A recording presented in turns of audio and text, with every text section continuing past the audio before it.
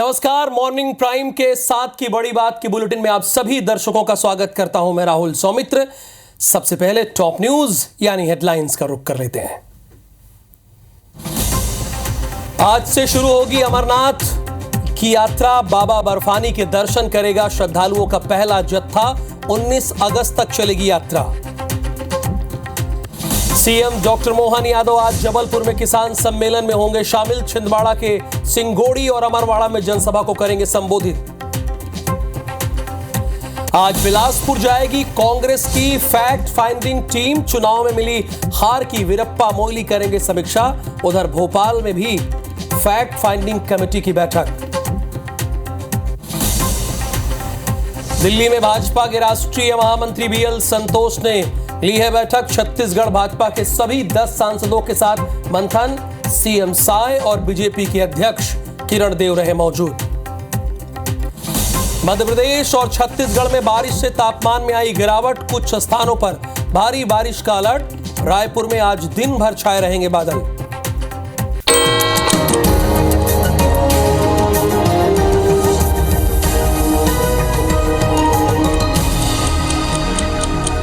तो साथ की बड़ी बात में पहली खबर जो है वो अमरनाथ यात्रा से जुड़ी हुई है। अमरनाथ यात्रा का जत्था रवाना होगा। पहलगाम से रवाना हुए हैं श्रद्धालु, बल्कि ये रवाना हो गए हैं। बाबा बर्फानी के दर्शन के लिए ये सभी रवाना हुए हैं। भोले भक्तों का कश्मीर में जोरदार स्वागत किया गया है। बाबा बर्फानी की आज पहली झलक जम्मू से देखने को मिलेगी। बाबा बर्फानी की आज पहली झलक। जम्मू से दूसरा जत्था बल्कि आज रवाना होगा, लेकिन बाबा बर्फानी की आज पहली झलक आपको देखने को मिलेगी। हम आपको दिखाएंगे, लेकिन दूसरा जत्था जो है वो जम्मू से आज रवाना होगा। इसमें ये अपडेट है, हम आपको बता दें। लेकिन पहलगाम की तस्वीरें देखिए। चलिए, एक अपडेट है इसमें, देखिए ये ब्रेकिंग में अपडेट है।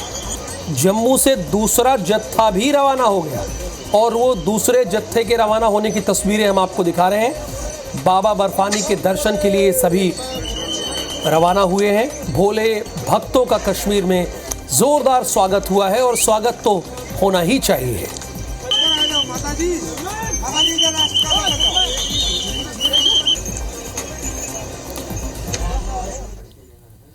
खबर अयोध्या से है, लेकिन ये आप सभी से जुड़ी हुई है। 3 इंजीनियर सस्पेंड कर दिए गए हैं। राम पथ के निर्माण में लापरवाही का मामला है। योगी सरकार ने पीडब्ल्यूडी के 3 इंजीनियरों पर कार्रवाई की है। प्रमुख सचिव पीडब्ल्यूडी ने 3 इंजीनियरों को निलंबित कर दिया है। 3 इंजीनियरों को निलंबित किया है।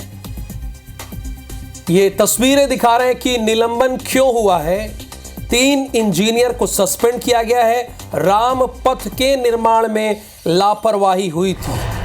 अभी सड़क बने महीनों नहीं हुए होंगे, लेकिन देखिए इतना बड़ा होल हो गया। ये होल तो नहीं कहेंगे, ये पूरी ही पूरी सड़क गड्ढे में तब्दील हो गई है। और जिन इंजीनियर साहब लोगों ने बनाया होगा, कहां से पढ़कर आए होंगे, कैसे डिग्री लिए होंगे, ये भी सवाल है। राम पथ के निर्माण में लापरवाही हुई है, इसीलिए सीएम योगी आदित्यनाथ ने तुरंत निर्णय लिया और पीडब्ल्यूडी के जो प्रमुख सचिव हैं उन्होंने इन 3 इंजीनियर को निलंबित कर दिया।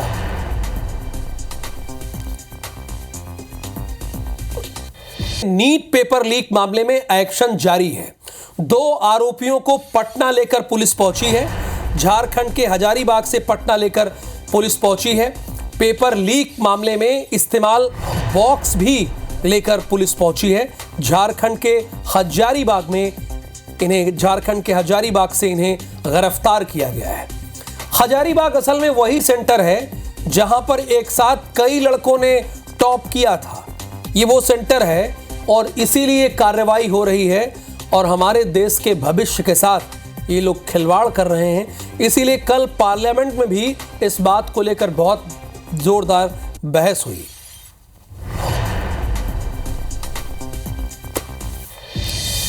ईरान में राष्ट्रपति पद के चुनाव हो रहे हैं। देश भर में 58,000 से ज्यादा पोलिंग बूथ पर वोटिंग हुई है। चुनाव में 6 करोड़ से अधिक वोटर हैं जो पिछले महीने इब्राहिम रईसी की विमान हादसे में हुई मौत के बाद नए राष्ट्रपति का फैसला करेंगे। चुनाव में साइद जलीली, मोहम्मद बाकर, कालीबाफ, मुस्तफ़ा पोर मोहम्मदी और इसके साथ भी कई लोग हैं जैसे कि मसूद पशकिया नरेस नेभी के बीच कड़ा मुकाबला है। ये ऐसे कैंडिडेट हैं जिनके बीच मुकाबला बहुत कड़ा है। और इसके साथ ही मध्य प्रदेश के सीएम का क्या दौरा है, आज का उनका क्या कार्यक्रम है, यह भी आपको जानना चाहिए। भोपाल से सुबह 9:30 बजे वो जबलपुर के लिए रवाना होंगे।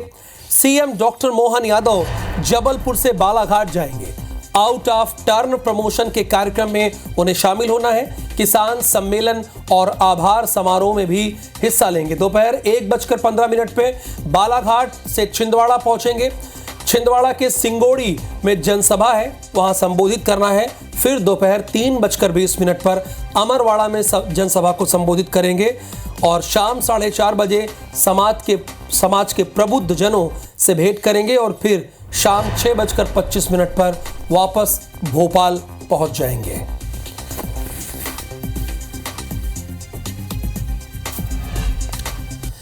सीएम डॉक्टर मोहन यादव की समीक्षा बैठक हुई। बैठक में मुख्यमंत्री ने अधिकारियों को निर्देश दिए, सरकार की उपलब्धि और योजनाओं की जानकारी लोगों तक पहुंचाएं। विधानसभा सत्र की तैयारियों की भी उन्होंने जानकारी ली। विधायकों के पूछे गए प्रश्न के उत्तर समय सीमा पर भेजें। ऐसा नहीं कि विधायक ने प्रश्न कर लिया लेकिन आप उसका उत्तर ही नहीं दे रहे हैं, यह भी गलत है और इस बात को मुख्यमंत्री बहुत अच्छे से समझते हैं।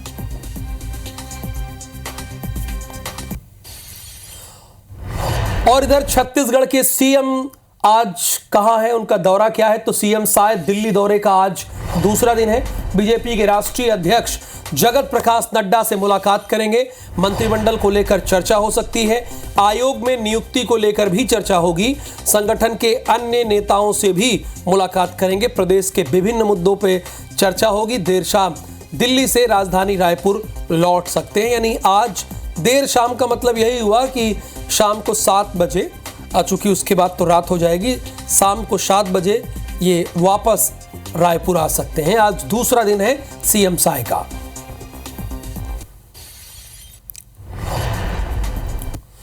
दिल्ली में शुक्रवार को भारतीय जनता पार्टी के राष्ट्रीय महामंत्री बीएल संतोष ने छत्तीसगढ़ भाजपा के सभी 10 सांसदों की बैठक ली।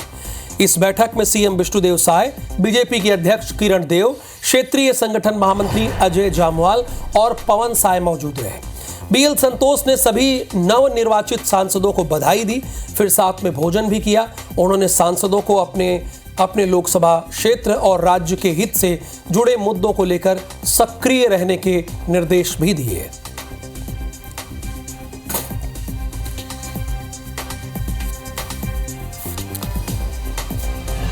इधर रायपुर में कांग्रेस की फैक्ट फाइंडिंग कमेटी का छत्तीसगढ़ दौरा है। ये रायपुर से खबर जनरेट हुई है। आज बिलासपुर जाएगी टीम। बिलासपुर में कोरबा, जांजगीर चांपा, रायगढ़ और सरगुजा सीटों पर मंथन होगा। चुनाव परिणाम को लेकर चर्चा होगी। फैक्ट फाइंडिंग कमेटी के चेयरमैन बीरप्पा मोइली हैं, वो समीक्षा कर सकते हैं। कल रायपुर में प्रदेश के बड़े नेताओं के साथ चर्चा हुई थी। चर्चा में नेताओं ने एक दूसरे पर भड़ास निकाली थी। यानी भड़ास निकालने का मतलब ये हुआ कि एक नेता, मान लीजिए ए नेता बैठा हुआ है और बी नेता कह रहा है कि ए नेता की वजह से हार गए, और ए नेता कह रहा है नहीं बी नेता की वजह से हार गए। यानी ये भड़ास निकाली गई है फैक्ट फाइंडिंग कमेटी की बैठक में जो रायपुर में हुई है। अगली खबर भोपाल से है। कांग्रेस की फैक्ट फाइंडिंग कमेटी की बैठक आज है।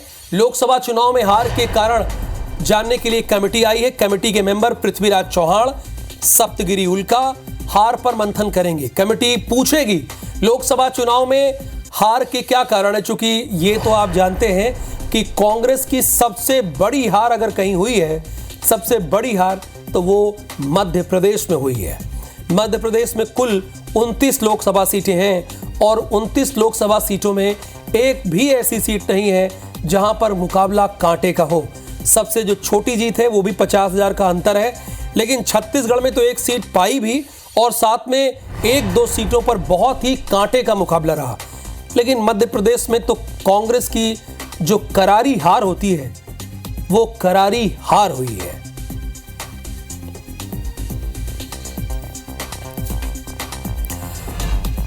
अब बात उत्तर प्रदेश की कर लेते हैं। उत्तर प्रदेश में बीजेपी के सहयोगी दल अपना दल ने सीएम योगी को पत्र लिखा है। पत्र में इंटरव्यू के आधार पर मिलने वाली नौकरियों में पिछड़े और दलितों की अनदेखी करने का मुद्दा उठाया गया है। ये चिट्ठी मोदी सरकार में मंत्री और अपना दल की अध्यक्ष अनुप्रिया पटेल ने लिखा है।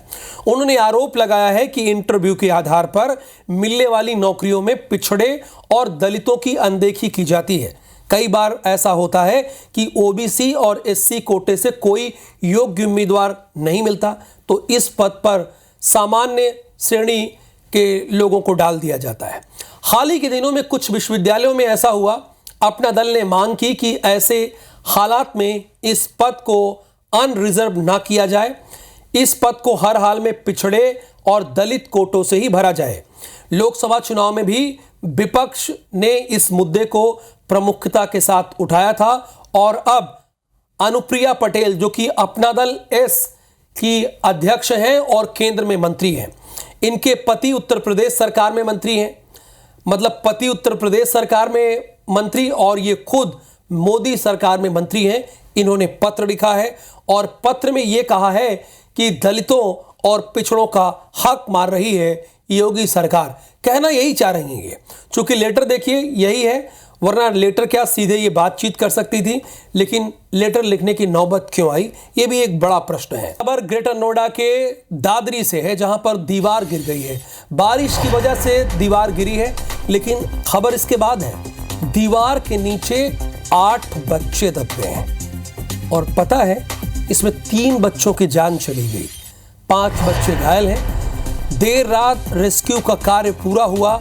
घायल बच्चों को हॉस्पिटल में एडमिट करा दिया गया है।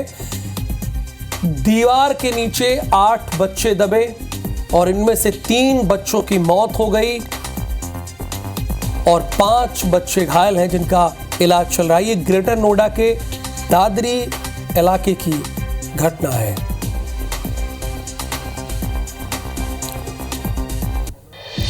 महाराष्ट्र के जलना में सड़क हादसा हो गया है। आपस में 2 कारें भिड़ गई हैं। कार सवार 4 लोग जख्मी हो गए हैं। घायलों को हॉस्पिटल पहुंचा दिया गया है। जो घायल हैं उनको हॉस्पिटल पहुंचा दिया गया। आपस में 2 कार भिड़ गई, यानी आमने सामने से आ रही होंगी और दोनों कारें भिड़ गई, जिसकी वजह से कार सवार 4 लोग बुरी तरह से जख्मी हो गए। उनका इलाज चल रहा है।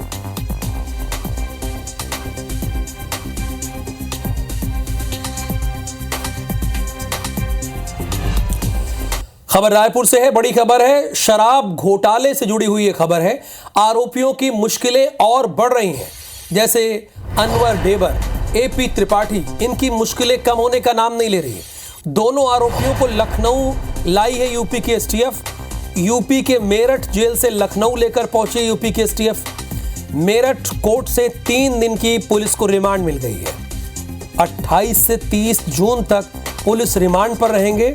पूछताछ में कई बड़े खुलासे हो सकते हैं। परिजनों को नहीं दिया जा रहा है अनवर से मिलने। नोएडा में नकली हॉलमार्क मामले में दर्ज है एफआईआर। यूपी पुलिस ने दोनों आरोपियों को ट्रांजिट रिमांड पर लिया है। और यूपी एसटीएफ के बारे में आपको बहुत बताना नहीं है, उसके बारे में आप बहुत अच्छे से जानते हैं। वो जब बैठती है सामने पूछताछ करती है तो अपराधी कितना भी बड़ा क्यों ना हो, कितना भी शातिर क्यों ना हो, वो सब बताने ही लगता है।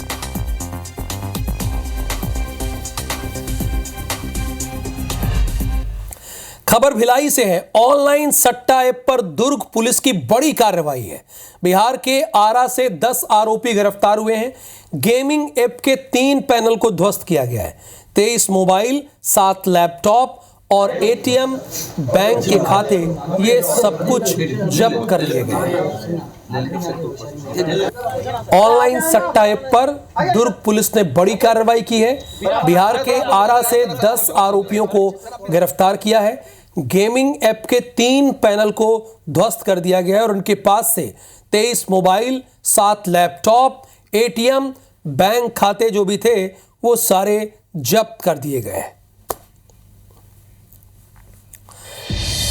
रायपुर के महोबा बाजार स्थित अशोका बिरयानी होटल में शाकाहारी सब्जी में मांस का टुकड़ा निकलने पर IBC 24 ने इस खबर को बड़ी प्रमुखता के साथ दिखाया।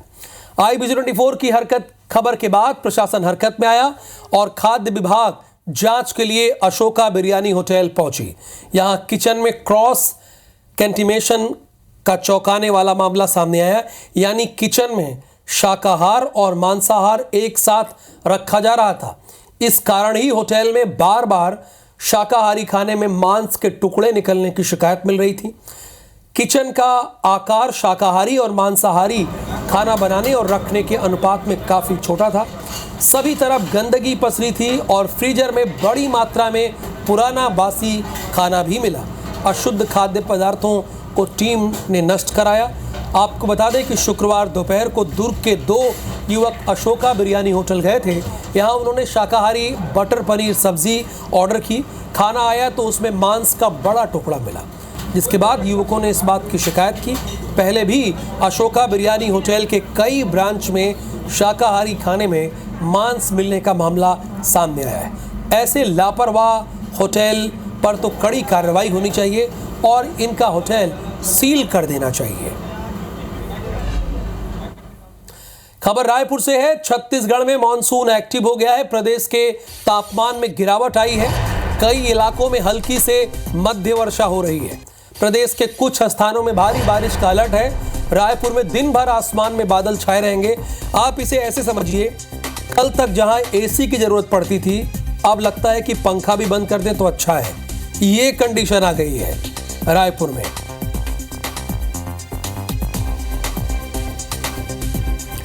और मध्य प्रदेश में मौसम का क्या हाल है वो भी बता देते हैं। राजधानी में मौसम का ट्रेंड बदला है।